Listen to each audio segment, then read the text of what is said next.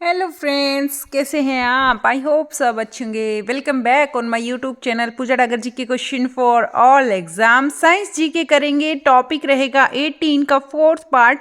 यहाँ पर 18 टॉपिक जो है हमारा बहुत ही ज़्यादा बड़ा है, तो यहाँ पर बहुत ज़्यादा क्वेश्चंस बन रहे हैं। तो ये हमारा टॉपिक रहेगा 18 का फोर्थ पार्ट विविध MISC। तो ये वाला टॉपिक रहेगा। तो जल्दी से स्टार्ट करते हैं क्वेश्चन नंबर 1 से। उससे पहले आपका स्वागत है पूजा डागर जी के क्लास में। इंपॉर्टेंट क्वेश्चन रहने वाले, हर एक कॉम्पिटिटिव एग्जाम के लिए बहुत ही ज़्यादा इंपॉर्टेंट क्वेश्चन रहेंगे। हर एक एग्जाम में साइंस से रिलेटेड क्वेश्चन आपको मिलेंगे। तो क्वेश्चन नंबर 1 से स्टार्ट करते हैं। प्लीज़ वीडियो में अंत तक जुड़े रहें। पूर्णतः कार्बनिक होने वाला प्रथम भारतीय प्रदेश है। पूरी तरह से कार्बनिक होने वाला प्रथम भारतीय प्रदेश कौन सा है? पहला भारतीय प्रदेश है सिक्किम है, मेघालय है, मणिपुर है, केरल है। तो यहाँ पर जो सिक्किम है यह पूर्णतः कार्बनिक होने वाला प्रथम भारतीय प्रदेश है। कौन सा? ए आंसर रहेगा सिक्किम। पूर्णतः कार्बनिक होने वाला प्रथम भारतीय देश है सिक्किम। क्वेश्चन नंबर 2, निम्नलिखित पदार्थों में मधुरतम है। तो निम्नलिखित पदार्थों में मधुरतम क्या है? मधुरतम क्या है निम्नलिखित पदार्थों में? यहाँ पर ए सुक्रेलोस, बी सुक्रोनिक एसिड, सी सैकरीन, डी एस्पार्टम। तो क्या रहेगा यहाँ पर आंसर? निम्नलिखित पदार्थ में से मधुरतम है। तो मधुरतम क्या है यहाँ पर? यहाँ पर सैकरीन जो है यह मधुरतम आएगा। सी आंसर रहेगा। निम्नलिखित पदार्थों में मधुरतम है सैकरीन। क्या है मधुरतम? निम्नलिखित पदार्थों में मधुरतम है सैकरीन। आगे चलते हैं क्वेश्चन नंबर 3 पर। प्लीज वीडियो में अंत तक जुड़े रहें। क्वेश्चन नंबर 3 देख लेते हैं। संपूर्ण भारत में 2 मिनट मैगी नूडल, जो ये 2 मिनट मैगी नूडल जो आया है मार्केट में, इस पर प्रतिबंध निम्नलिखित में से किसके परीक्षण में पॉजिटिव पाए जाने पर लगाया गया? तो इसका जो परीक्षण किया गया तो कुछ इसमें पॉजिटिव पदार्थ पाया गया। क्या पॉजिटिव क्या पाया गया जिसकी वजह से ये 2 मिनट मैगी नूडल्स पर बैन लगा दिया गया, प्रतिबंध लगा दिया गया? बैन क्यों कर दिया गया इसको बैन? ए शीशे की अत्यधिक मात्रा, बी MSG की अत्यधिक मात्रा, या सी अजीनोमोटो की अत्यधिक मात्रा, या फिर डी नमक की अत्यधिक मात्रा। तो यहाँ पर जो शीशे की अत्यधिक मात्रा होने के कारण इस पर रोक लगा दी गई। क्या ए आंसर रहेगा? शीशे की अत्यधिक मात्रा होने के कारण इस पर रोक लगा दी गई। तो ये हो गए अपने 3 क्वेश्चन। वीडियो को लाइक करना ना भूलें। आगे चलते हैं क्वेश्चन नंबर 4 पर। ज़्यादा क्वेश्चन हमने नहीं रखे हैं, केवल 25 क्वेश्चन, 20 या 25 क्वेश्चन, इसके 21 ही क्वेश्चन है, 25 भी नहीं है। तो छोटी सी वीडियो है फ्रेंड्स, प्लीज़ वीडियो में अंत तक जुड़े रहें। ज़्यादा समय में आपका नहीं लेने वाली, बहुत ही जल्दी कवर करने वाले हैं कंप्लीट 21 क्वेश्चन। अब यहाँ पर क्वेश्चन नंबर 4 देख लेते हैं। 4 क्वेश्चन क्या है? ग्राफीन आजकल प्राय सुर्खियों में रहता है, इसका क्या महत्व है? जो ये ग्राफीन है यह सुर्खियों में क्यों रहता है, इसका क्या महत्व है? वह एक द्विआयामी पदार्थ है और उसकी विद्युत चालकता उत्तम है। वह एक द्विआयामी पदार्थ है और उसकी विद्युत चालकता उत्तम है। तो यहाँ पर देखो ये बिल्कुल सही है एक। और दूसरा देखते हैं, वह अब तक जांचे गए सबसे तनु किंतु सबसे शक्तिशाली पदार्थों में से एक है। ग्राफीन सबसे तनु है लेकिन सबसे शक्तिशाली पदार्थों में से एक है, ये भी बिल्कुल ठीक है। वह पूर्णतः सिलिकॉन से बना होता है और उसकी चाक्षु पारदर्शिता उच्च होती है, ये नहीं रहेगा। तो क्योंकि वह पूर्णतः सिलिकॉन से बना हुआ नहीं होता है, तो ये वाला ऑप्शन हमारा गलत हो जाएगा। और 4th देख लेते हैं। उसका टच स्क्रीन LED और कार्बनिक LED के लिए चालक इलेक्ट्रोड के रूप में इस्तेमाल किया जा सकता है, ये भी बिल्कुल सही है। तो ग्राफीन जो है, ग्राफीन आजकल जो सुर्खियों में रहा था, तो इसका क्या महत्व है? तो इसका महत्व है वह एक द्विआयामी पदार्थ है। कैसा पदार्थ है? द्विआयामी पदार्थ है वह। और उसकी विद्युत चालकता, जो विद्युत की चालकता यानी विद्युत की जो चालकता होती है वह उत्तम है। कैसी है? उत्तम है। और अब तक जांचे गए सबसे तनु किंतु सबसे शक्तिशाली पदार्थों में से एक एक है। सबसे तनु किंतु सबसे अधिक शक्तिशाली पदार्थों में से ग्राफीन है। और ये जो है फोर्थ, उसका टॉर्च स्क्रीन एलईडी और कार्बनिक एलईडी के लिए चालक इलेक्ट्रोड के रूप में इस्तेमाल किया जा सकता है। तो इन चीज़ों में इस्तेमाल इसका किया जा सकता है, चालक इलेक्ट्रोड के रूप में इस्तेमाल किया जा सकता है। किसमें? टच स्क्रीन में, एलईडी में और कार्बनिक एलईडी के लिए चालक इलेक्ट्रोड के रूप में इसका ग्राफीन का प्रयोग किया जा सकता है। तो ये हो गए हमारा 1, 2 और 4, ये बिल्कुल सही है। तो केवल 3 और 4, केवल 1 और 2, केवल 1, 2, 3 और 4, यहाँ पर 3 नहीं आएगा, तो ये सी आंसर रहेगा। यहाँ पर इसका आंसर रहेगा हमारा सी। क्या आंसर रहेगा? सी रहेगा। इंपॉर्टेंट है। ग्राफीन क्या है? तो ये भी आपको इस क्वेश्चन में पता लग गया ग्राफीन क्या है, इंपॉर्टेंट है। यहाँ से फ्रेंड ग्राफीन के बारे में आपको पूरी जानकारी हो गई है, आपका बिल्कुल अच्छे से कंसेप्ट क्लियर हो जाना चाहिए यहाँ इस क्वेश्चन से।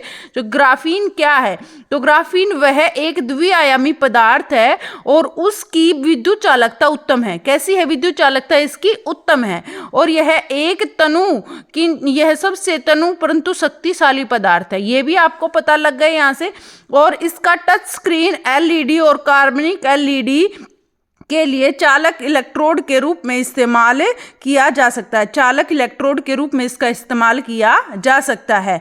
और यहाँ पर अपने ये तीनों के तीनों आंसर सही हैं। आगे चलते हैं क्वेश्चन नंबर 5 पर।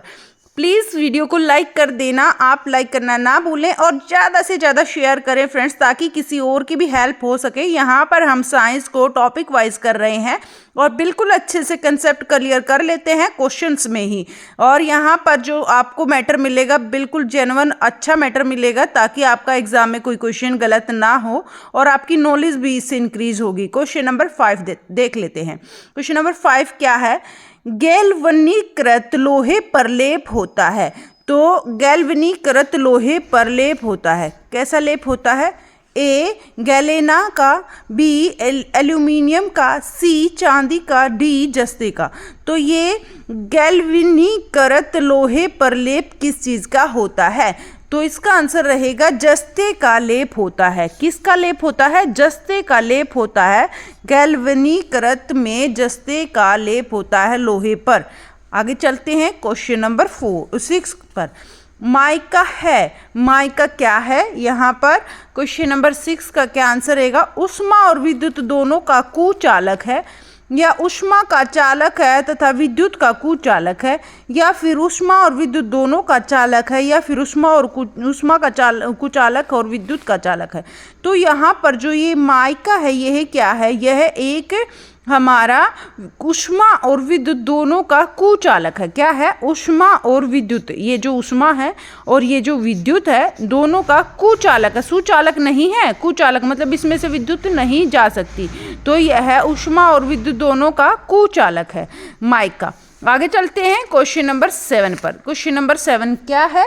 ये है हमारा क्वेश्चन नंबर 7। स्वचालित इंजनों में कौन सा हिम निरोधी के रूप में प्रयुक्त होता है? तो स्वचालित यानी अपने आप जो इंजन चलते हैं, स्वचालित अपने आप इंजन जो चलते हैं स्वचालित होते हैं, कौन सा हिम निरोधी के रूप में प्रयुक्त होता है? ए एथेनॉल, बी प्रोपिल अल्कोहल, सी एथिलीन ग्लाइकॉल, मेथेनॉल। तो यहाँ पर क्या आंसर रहेगा? स्वचालित इंजनों में कौन सा हिम निरोधी के रूप में प्रयुक्त होता है? तो यहाँ पर आएगा आंसर क्वेश्चन नंबर 7 का एथिलीन ग्लाइकॉल। ये रहेगा आंसर इसका, एथिलीन ग्लाइकॉल।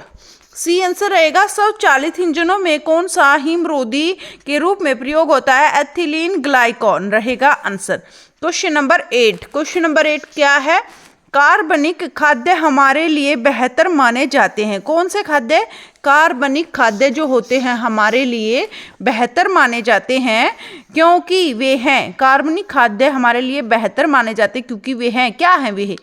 खाने में खरीदने में महंगे होते हैं, या फिर रुचिकर स्वाद हेतु रसायनों पर निर्भर होते हैं, या फिर सी पर्यावरणीय प्रदूषकों से मुक्त रखे जाने हेतु ग्लास हाउस में उगाए जाते हैं, या फिर डी बिना कृत्रिम खादों तथा कीटनाशकों के उपयोग किए जाते हैं। तो यहाँ पर यह क्या रहेगा आंसर, कार्बनिक खाद्य हमारे लिए बेहतर माने जाते हैं। तो बेहतर माने जाते हैं, क्यों बेहतर माने जाते हैं ये हमें बताना है। तो यहाँ पर आंसर रहेगा खरीदने में महंगे होते हैं, ये बिल्कुल नहीं रहेगा। रुचिकर स्वाद हेतु रसायनों पर निर्भर होते हैं, ये भी नहीं रहेगा। पर्यावरणीय प्रदूषकों से मुक्त रखे जाने हेतु ग्लास हाउस में उगाई जाती है, ये भी नहीं रहेगा। बिना कृत्रिम खादों एवं कीटनाशकों के उपयोग किए या उगाए जाते हैं, उपयोग किए जाते हैं या उगाए जाते हैं बिना कृत्रिम खादों के। कृत्रिम जो खाद होती है ना फ्रेंड्स, जो हमारे द्वारा बना दी जाती है, कृत्रिम रूप से जो खाद बनाई जाती है, प्रकृति जो हमें प्रकृति से प्राप्त होती है। तो बिना कृत्रिम खादों एवं कीटनाशक, जो भी ये खाद वगैरह हम डालते हैं खेतों में, कीटनाशक और जो ये खाद होते हैं, ये कृत्रिम जो होते हैं, इनके उपयोग किए बिना उगाए जाते हैं। तो इनके उपयोग के बिना उगाए जाते हैं कार्बनिक खाद्य। ठीक है फ्रेंड्स, तो इसको बोलते हैं हम कार्बनिक खाद्य, और यह हमारे लिए बहुत ही ज़्यादा बेहतर माने जाते हैं। ऑर्गेनिक जिसको बोलते हैं कार्बनिक खाद्य, यहाँ पर ऑर्गेनिक जो चीज़ें होती है, ये होती हैं ऑर्गेनिक चीज़ें जिसमें कृत्रिम खाद तथा कीटनाशकों के उपयोग नहीं किए जाते, बिना इनको उगाया जाता है। Question number 9। आई होप बहुत अच्छे से आपको ये क्वेश्चन समझ में आ गया होगा। जैसे ऑर्गेनिक दाल है वो ज़्यादा हमारे लिए अच्छी होती है, तो इसी तरह से ये आते हैं।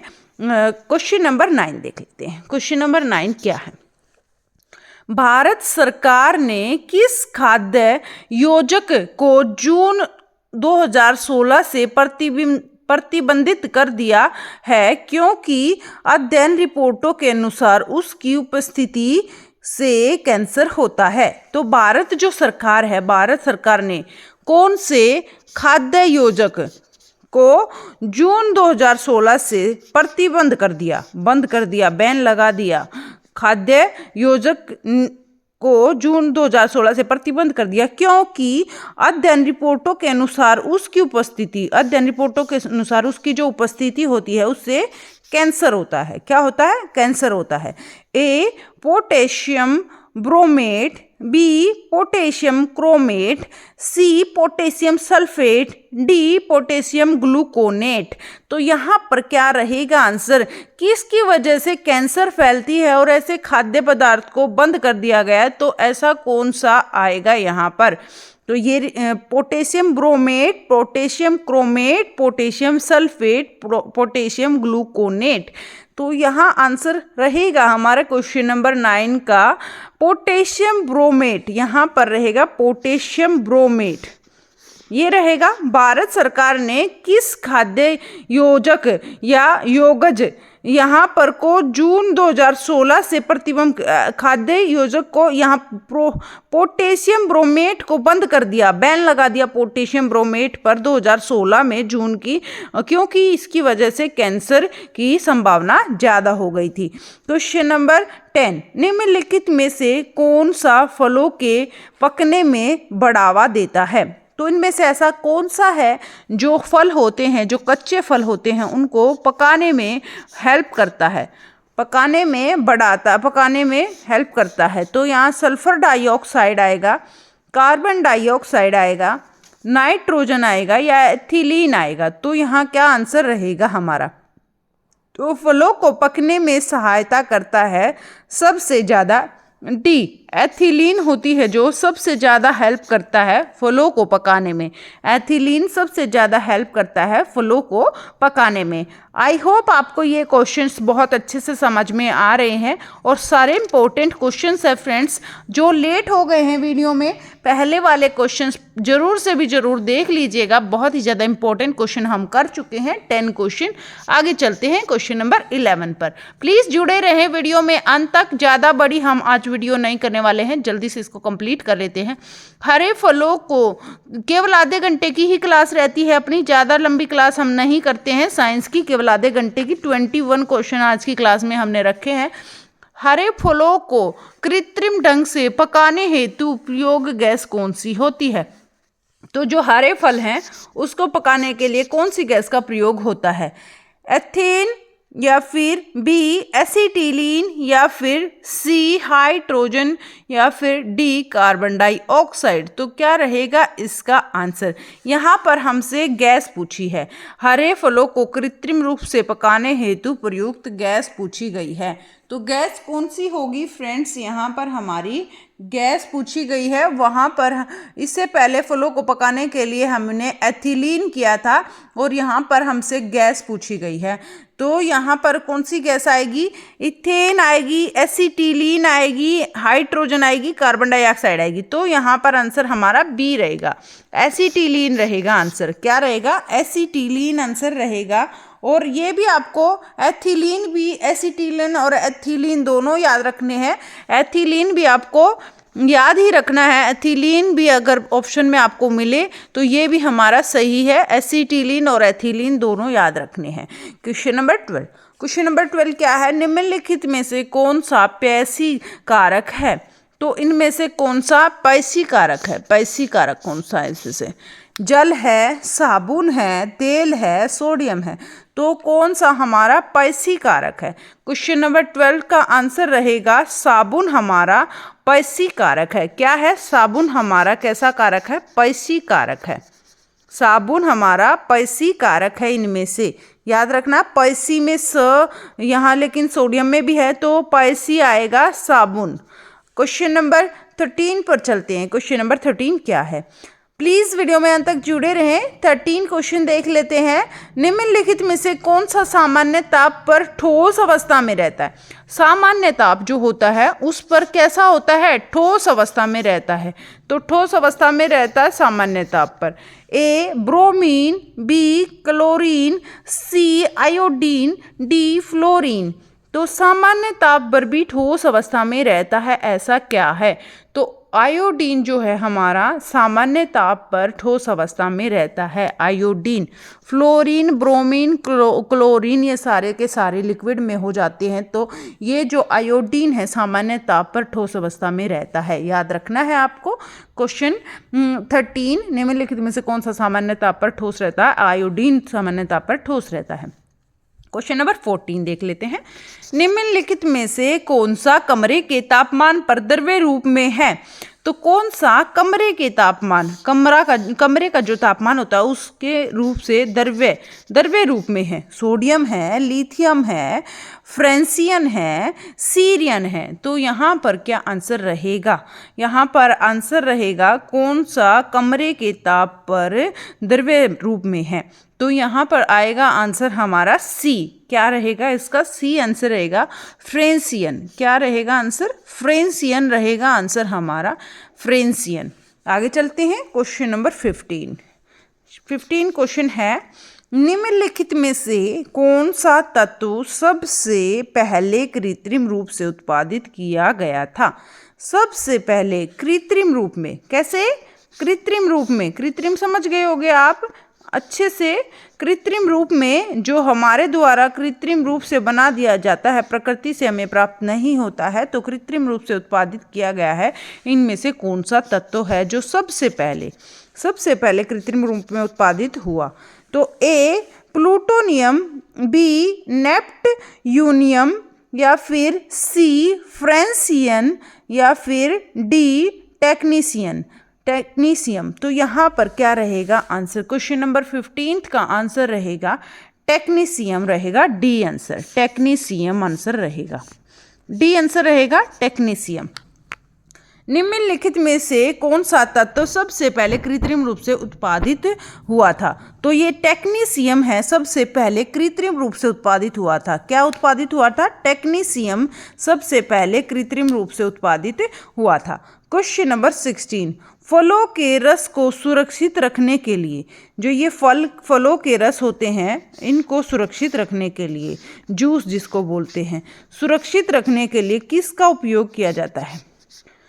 तो फलों का जो रस होता है उसको सुरक्षित रखने के लिए हम किसका उपयोग करते हैं? ए फॉर्मिक एसिड का, या बी एसिटिक एसिड का, या फिर सी सल्फ्यूरिक एसिड का, या फिर डी सोडियम बेंजोएट का। तो यहाँ पर क्या आंसर रहेगा, फलों के रस को सुरक्षित रखने के लिए हम किसका उपयोग करते हैं। तो फलों के रस को सुरक्षित रखने के लिए हम सोडियम बेंजोएट का प्रयोग करते हैं। सोडियम बेंजोएट इंपॉर्टेंट क्वेश्चन है फ्रेंड्स, इसको अच्छे से कर लीजिएगा। क्या रहेगा आंसर यहाँ पर, सोडियम बेंजोएट रहेगा। फलों के रस को सुरक्षित रखने के लिए सोडियम बेंजोएट का प्रयोग किया जाता है, सोडियम बेंजोएट का प्रयोग किया जाता है। और सबसे पहला तत्व कृत्रिम रूप से जो उत्पादित हुआ वो टेक्नीशियम है। ठीक है, आगे चलते हैं, क्वेश्चन नंबर 17 देख लेते हैं। क्वेश्चन नंबर 17, बस यही अपने क्वेश्चन बचे हैं फ्रेंड्स, तो प्लीज़ वीडियो को अंत तक देखें। ये सारे इंपॉर्टेंट क्वेश्चंस है हर एक एग्ज़ाम के लिए। क्वेश्चन नंबर 17 ज़्यादा से ज़्यादा शेयर करें फ्रेंड्स, और स्ट्रीम को लाइक कर दीजिए, ज़्यादा से ज़्यादा शेयर कर दीजिए, और चैनल पर नए तो चैनल को सब्सक्राइब भी कर लीजिए। क्वेश्चन नंबर 17, एक जो शुष्क सेल होता है, शुष्क सेल में निम्नलिखित में से किन का इलेक्ट्रोलाइट्स की तरह इस्तेमाल होता है। तो यहाँ पर एक शुष्क सेल जो होता है, क्या होता है, एक शुष्क सेल में निम्नलिखित में से किन का इलेक्ट्रोलाइट्स की तरह इस्तेमाल होता है, इलेक्ट्रोलाइट्स की तरह इस्तेमाल होता है। ए, अमोनियम क्लोराइड और calcium chloride, B, ammonium chloride एवं zinc chloride, C, magnesium chloride एवं zinc chloride, D, sodium chloride एवं जिंक क्लोराइड। तो क्या रहेगा आंसर क्वेश्चन नंबर 17 का। 17 का आंसर रहेगा अमोनियम क्लोराइड एवं जिंक क्लोराइड, अमोनियम क्लोराइड एवं जिंक क्लोराइड। याद रखना है, शुष्क सेल में इनमें से क्या इस्तेमाल होता है, तो यह अमोनियम क्लोराइड और जिंक क्लोराइड का इस्तेमाल इनमें शुष्क सेलों में होता है, अमोनियम क्लोराइड और जिंक क्लोराइड। आगे चलते हैं क्वेश्चन नंबर 18। क्वेश्चन नंबर 18, कच्चे फलों को कृत्रिम रूप से पकाने के लिए प्रयोग में लाए जाने वाली गैस कौन सी है। ये हम कर चुके हैं, फटाफट से आप आंसर कर दीजिएगा इसका। A, acetylene, B, ammonia, D, carbon monoxide और C, carbon monoxide, D, ethylene. तो यहाँ पर आंसर क्या रहेगा क्वेश्चन नंबर 18 का। तो यहाँ पर आंसर रहेगा एसिटिलीन होती है। क्या होती है, एसिटिलीन एक कृत्रिम रूप से पकाए जाने वाले फल की गैस होती। गैस का नाम आते ही एसिटिलीन लगाना है। क्या आएगा, एसिटिलीन आएगा गैस का नाम आते ही। आगे चलते हैं क्वेश्चन नंबर 19, मच्छर भगाने वाली दवाई में सक्रिय रसायन है। जो मच्छर होते हैं उसको भगाने वाली जो दवाई होती है उसमें सक्रिय रसायन क्या होता है, क्या क्रिया करता है रसायन की मच्छर सारे भाग जाते हैं। तो मच्छर भागने वाली दवाई में कौन सा रसायन सक्रिय है।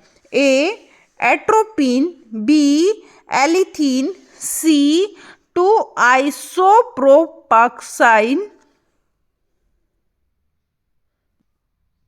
D, benzene हेक्साक्लोरीन। तो क्या रहेगा आंसर, मच्छर भगाने वाली दवाई में सक्रिय रसायन क्या है।